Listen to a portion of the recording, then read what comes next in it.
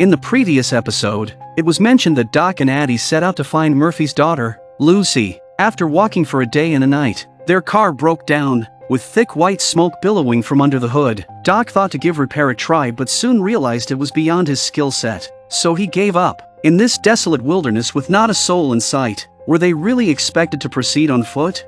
Just as they were at their wits' end, the sound of an engine roaring and alarms blaring came from the distance.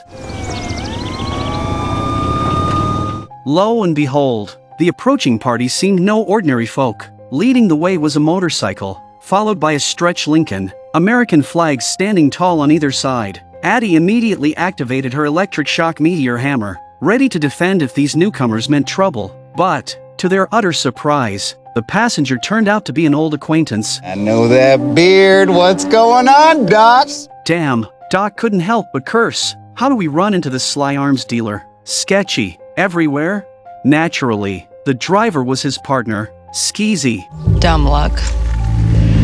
Can't believe it. What kind of luck is that? On this rare encounter, the Sketchy brothers promptly ordered their men to fix the car, while Addie and Doc were invited to wait inside the luxury vehicle and celebrate their reunion with some drinks. Through their conversation, they learned that the Sketchy brothers had acquired the car from a museum, and it was indeed an authentic presidential limousine from the past. The Sketchy brothers are really talented. No matter where they go, they can make a good living. Later, when asked by the Sketchy brothers where they intended to go after the car was fixed, Addie and Doc tactfully avoided disclosing their mission. So, they vaguely mentioned hearing about a nearby med town with ample food and water, where people lived well, and they were planning to check it out. Sketchy gave Skeezy a meaningful look, then casually mentioned they were also headed to med town. Just as the car was fixed and Addie and Doc were about to leave, they were stopped by Skeezy. He argued that they shouldn't drive after drinking, since they were all headed to the same place. The driving would be on them, but Addie was wary of their reliability and initially didn't want to accompany them. However, Sketchy, ever the smooth talker and even daring to touch Addie's leg, spoke of friendship and trust with such sincerity. People who don't know Sketchy really think he's a man of love and loyalty. Unable to resist Sketchy's relentless persuasion, Addie reluctantly agreed. I meant every word, Abigail. And so, they set off towards Medtown, though there was a lingering suspicion about the reliability of the Sketchy brothers. Hoping no mishap would occur, half an hour later, they arrived at Medtown, where most of the houses had collapsed except for a large farm that still stood. Upon stopping, Sketchy handed Addie and Doc sunglasses, urging them to put them on without explaining why. Before they could question the gesture, an entrance march started playing outside, obviously set up by Skeezy. Skeezy, now dressed in an outfit made of the American flag, entered the hall with a megaphone, proclaiming loudly, "We've battled zombies all the way and returned triumphantly. America will shine brighter because of us." Next, we welcome the 357th President of the United States. Ladies and gentlemen, making America, America again! Go! President! My people, fellow citizens. Turns out, the Sketchy brothers' acquisition of a stretch Lincoln was a scheme to impersonate the president. Yet, the room was eerily empty, not a soul in sight. Sketchy wasn't surprised at all. He figured the residents must have hidden out of fear. Just like in other places they had been before, all they needed was something thrilling to coax the residents out. Skeezy, catching the hint, immediately went to the car to turn off the entrance music and instead played a DJ dance track. Hearing the DJ dance track, two motorcyclists ripped off their pants and even threw them at Doc's face. Doc was about to have a fit when he looked up and his eyes went straight. Man, these are two hot women. Swinging to the music, it almost felt like a return to the nightclubs and bars of the pre-apocalyptic world. Don't be afraid. We're here to make this planet great again. No sooner had Sketchy finished speaking than shadows indeed began to emerge from the corners. Sketchy immediately took on a leader's demeanor, comforting them with words like "You've suffered a lot." What's your name? They call me the mayor. Miss Mayor. The United States government thanks you for your service. Oh, may I introduce my chief of staff? This is Wendell Lincoln Jefferson. He's my right-hand man and spiritual advisor. I think faith is so important in these end times. Skeezy played along perfectly, promptly setting up a presidential seal and a lectern as if to give a speech, creating quite the atmosphere. Addie was speechless. wondering how Sketchy managed to be so shamelessly convincing, and yet the people below seemed genuinely attentive. Sketchy's speech was passionate, urging everyone to work together towards a brighter future. At the climax, Skeezy and the two women started clapping to set the mood, though the residents remained indifferent, not so easily fooled or swayed. Suddenly, a zombie burst out from a nearby house.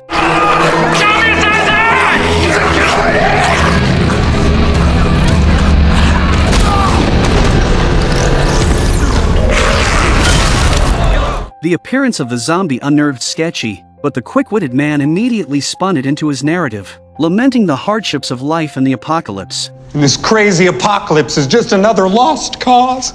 Still, I'm willing to lay my life down for you. Why? Because lost causes are worth dying for! Truly a character, the crowd nodded and applauded, seemingly convinced by this president, leaving Addie and Doc astounded. Are you all right, Mr. President? I'm okay. Sketchy never missed an opportunity to turn situations to his advantage. Spotting a woman holding a child, he offered to kiss the baby to showcase his fatherly love. However, his calculations missed the mark. It was a piglet, not a child, but too many eyes were watching for him to back out now.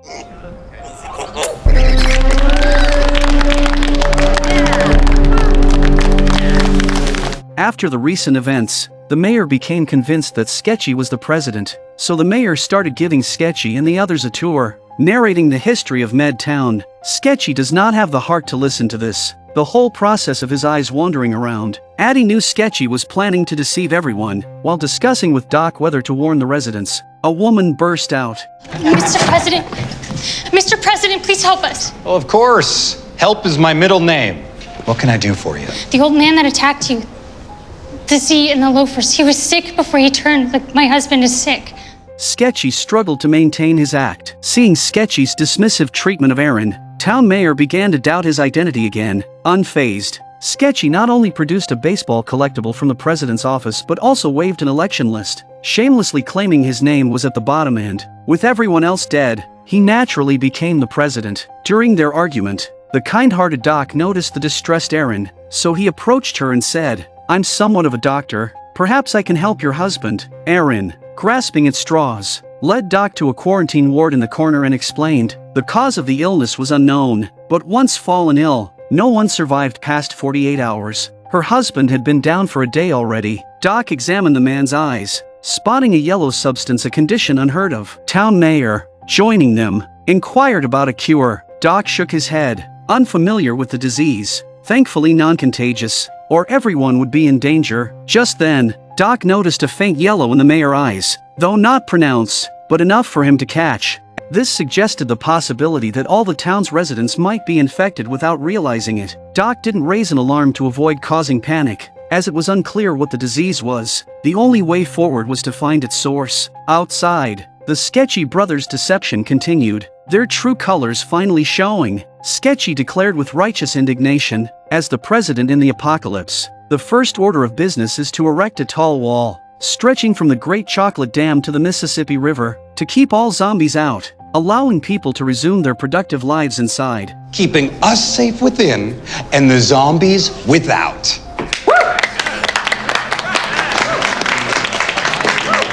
Safety is freedom. Freedom is greatness. Let's make America America again! His words electrified the audience, who began to envision that future. However, Sketchy then mentioned the enormous cost of the project, hoping people would donate their valuables, whether guns, ammunition, alcohol, or medicine, without any concealment, all for the future of America. Incredibly, the residents complied, handing over their items with gratitude. Even Aaron was moved to donate, despite Addie's attempt to persuade her otherwise. Aaron sadly told Addie, true or false, at least someone brought hope. Aaron's contribution was her wedding ring.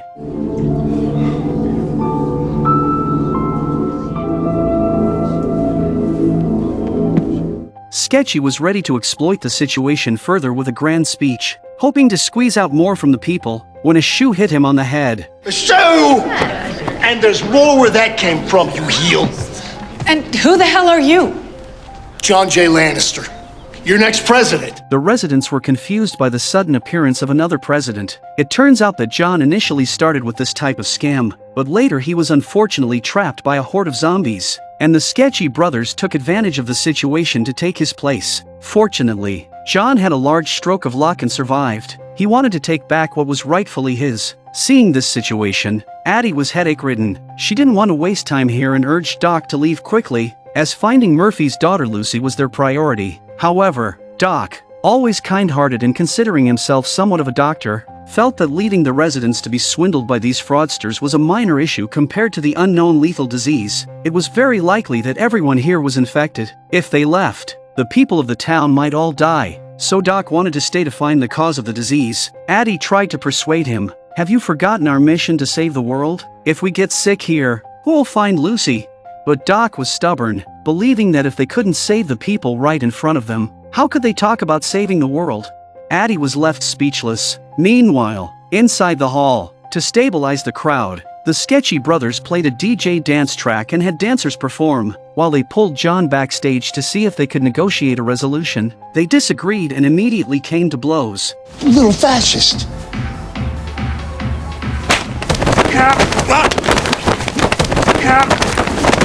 Unexpectedly, John's wig came off. He had to maintain his image in front of others and couldn't be bothered with Sketchy. God, it smells like tea! Taking advantage of the chaos, Sketchy made his way outside. Tell you what, you just don't see talent like that anymore. Well, it's been a pleasure, and we've got to go now. Sketchy wanted to leave quickly, having swindled what they could. He said regretfully, "We must go now because we still have to build the wall to protect my people from zombies. In 87 years, you will see that wall," Sketchy said, then quickly signaled the dancers to make a getaway. At a critical moment. Now hold on there, Mr. President. You can't just leave with all these good folks' stuff. Not without a vote. That's undemocratic.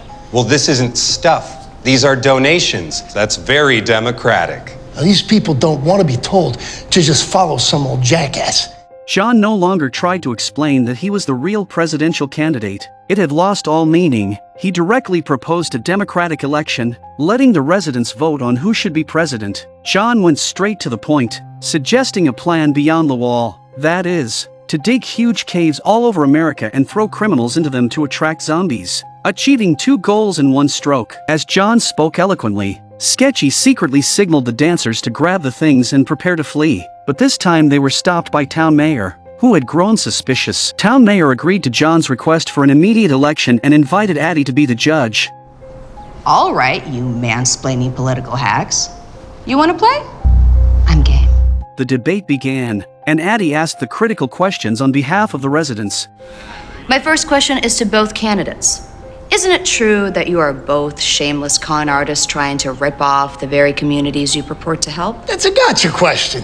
Hey, that's a gotcha question. Miss Lady, I hear what you're saying, and I understand where you're coming from as a woman in the press corps. I did not have con artist relations with this man.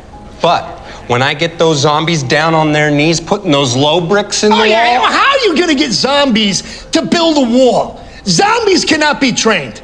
As president, you should know that. Lannister, you small-fingered fool! Once again, I marvel at what a talent Sketchy is, seeing himself at a disadvantage. Sketchy immediately shifted the topic and morally blackmailed John, leaving him infuriated. Even Addie was speechless. Inside the quarantine ward, Doc had no interest in the debate. He was busy researching the patients, trying to find a cure. Just then, a man rushed in, pleading. Please! They're coming! Frankly, my hands are too large. Will you shut up and let him speak? What's wrong? The sickness. It killed them all. Everybody in Rosebud is dead. Rosebud?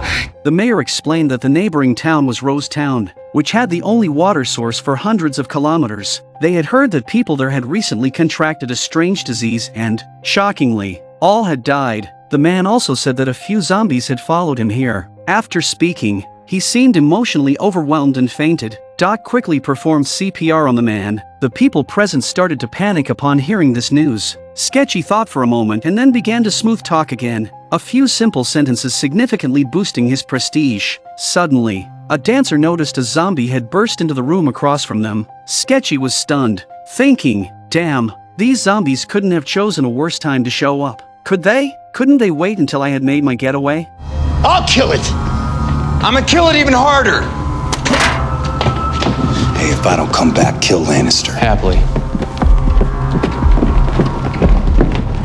Being a coward at heart, Sketchy was now faced with his rival right in front of him. If he backed down now, wouldn't it just prove he was a fraud?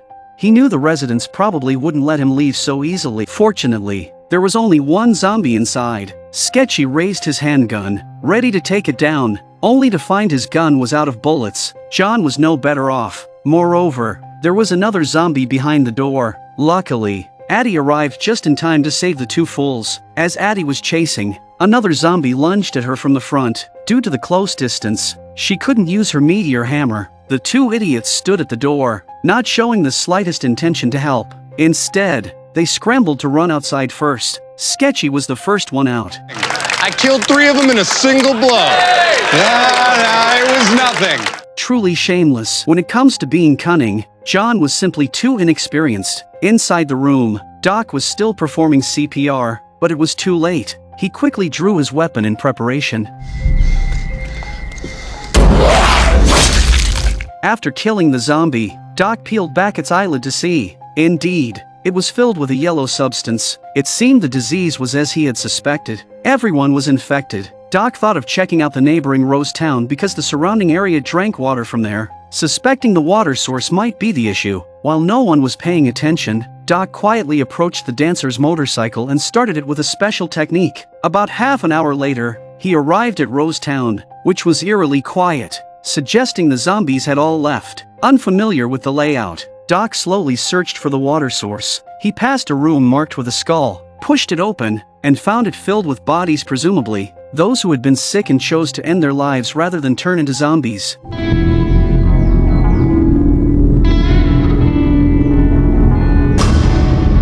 As Doc was observing, he suddenly heard the sound of dripping water. Turning around, he found the object of his quest. He hurried over and turned on the tap, from which flowed a reddish-brown liquid that looked like blood. Doc glanced at the nearby water pipes and followed them until he found a small pool, which he believed to be the source of the virus. However, the water appeared clear and transparent, suggesting no issues, which left only the suspicious pump, from which came the sound of something being stuck. Doc opened the cover and reached inside. He found it a zombie's head, long decayed, evident from the deep grooves covering it. Doc took a moment to catch his breath, quickly realizing this must be the cause of the disease. To confirm his suspicion, he returned to the room with the bodies, where he found that all the corpses had yellow in their eyes.